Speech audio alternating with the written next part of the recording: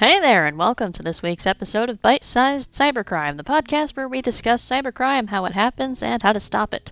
Today we're going to be discussing a story that I think really highlights the power of phishing, or tricking people into handing over sensitive information in some form. Your networks can be as secure as possible, but humans are the weakest link, and if someone is allowed to be on the network and that someone is compromised, then much of your network security is now ineffective. And who would keep their networks more secure than a networking company? Cisco is a major networking company. They are to network devices what Apple is to cell phones in a lot of ways, especially in the ways of making their own unique stuff that only works with their devices, but mostly in their popularity. Cisco, like Apple, has its competitors, of course, but in their specific market space, they dominate. On May 24th, 2022, Cisco Talos, which is a world-class cyber intelligence team, became aware of a potential compromise and worked with the Cisco Security Incident Response Team quietly to figure out exactly what happened, what was stolen, and how they went wrong. Despite how much of a hard time I usually give corporations for being dumb with their security incidents are honestly pretty common, usually not that big of a deal, and are just failed attempts. Many security incidents you never end up hearing about, and that's a good thing. So if this happened at the end of May and was all cleared up and it's all good and sunshine and roses, why am I talking about it today? We'll get back to that, but first, some background. A ransomware gang called Yanlo Wang, I apologize if that's pronounced incorrectly, I tried to look up the pronunciation and couldn't find very much, was responsible for the attack. But how? One employee for Cisco had a personal Google account, as many of us do. This account was linked to their Google Chrome web browser, which I'm sure many of you use. I personally prefer Firefox, but that's not the point. Chrome and Firefox both have this amazing feature that syncs your password to your web browser across all devices. Well, in this case, that feature was most certainly not amazing. The Cisco employee likely had a weak password for their email account, which, by the way, should have the strongest password, which of course is their Google account, which when logged into Chrome syncs passwords right to the hacker's computer. Just knowing the password wouldn't get the hackers in the account, though. The employee had two-factor authentication enabled. Two-factor authentication is a type of authentication, or proving your identity, that involves two distinct factors. There are a few types of authentication factors, but the most common ones you will run into are something you know, a password, or something you have, which could be a smart card, a temporary code, or your cell phone. Nowadays, the popularity of something you are, or a biometric factor such as a fingerprint scan, is becoming common as well. In order for something to count as two-factor authentication, the factors need to be different. A username and a password are both something you know, so that's just one-factor authentication. And something like an iris scan and a fingerprint are both also only one-factor authentication because they're both something you are.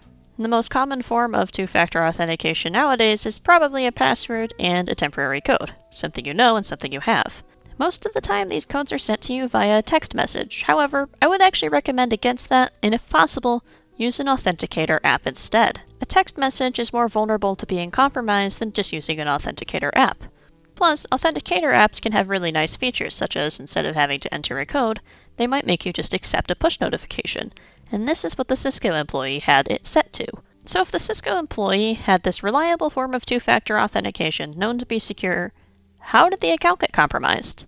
Well, a classic phishing attack. The hackers actually called the employee pretending to be an unspecified trusted entity, unspecified to us, not the employee, and managed to convince the employee to accept the push notification, allowing them into the Google account. This would be kind of like the help desk department at your work calling you and saying, "Hey, we're sending a notification to your phone. Can you please hit accept?" Then you simply accepting the notification. The IT people at your work should never do this, as they have no reason to be in your account. Even if they accidentally reset your password, they'll just ask you to make a new one. Now, the hackers also tried a previous method before, known as MFA exhaustion. This is just sending a flood of MFA requests, hoping that the victim will simply accept one just to make them stop. As annoying as it may be, if you did not make the request, you should not accept it, because that means someone else is making it for you, and that is never going to be a good thing. Once the two-factor authentication notification was accepted, so were the hackers, into the company VPN, where they gained a foothold into the corporate network.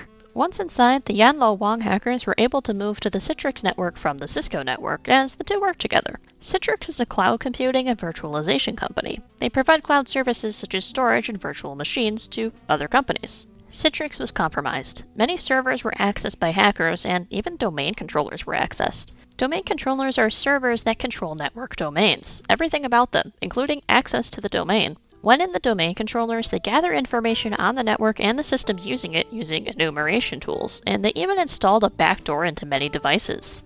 A backdoor is a vulnerability intentionally placed by a hacker to gain access to a system in the future. This backdoor would let them back in if Cisco found out they were in there and kicked them out. Thankfully, this did not succeed, and Cisco discovered them on May 24th and kicked them out. Despite the backdoor and many attempts to regain access, they were permanently locked out. Again, this happened in May, so why am I bringing it up today? On August 10th, 2022, the Yanla Wang group posted a partial list of files that were stolen from Cisco. The hackers claimed that it was 2.75 gigabytes of information that they took. Honestly, that sounds really underwhelming, especially because I have a 7-page PDF open right now that is twice that size, but the group claims this is 3,100 files, most of which being data dumps, NDAs, and some engineering drawings.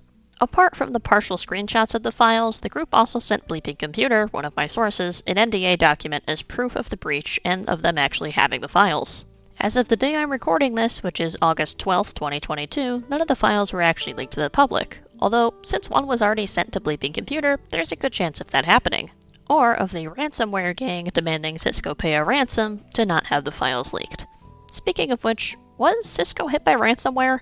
Well, no, they were not, but Cisco believes they were setting up for a ransomware deployment and then got knocked off guard when Cisco caught them snooping around their network and kicked them out. Cisco also claims that the files taken were not sensitive information about themselves, their projects, or their clients, and that no network equipment for any clients was compromised either, which would be quite terrifying because of how widespread Cisco is. Cisco responded to this incident by resetting the password of every employee immediately when they found out about the incident, and they created antivirus signatures to prevent other potential victims from having the same backdoor implemented into their networks as well.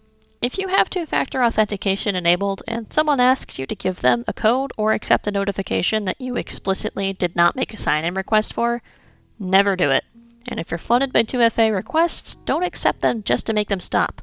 Change your password right away to one that you've never used, and one that is long and complex. Thanks to Talos Intelligence for the report on the security incident, as well as Bleeping Computer, Threat Post, and Security Affairs for reporting on the matter.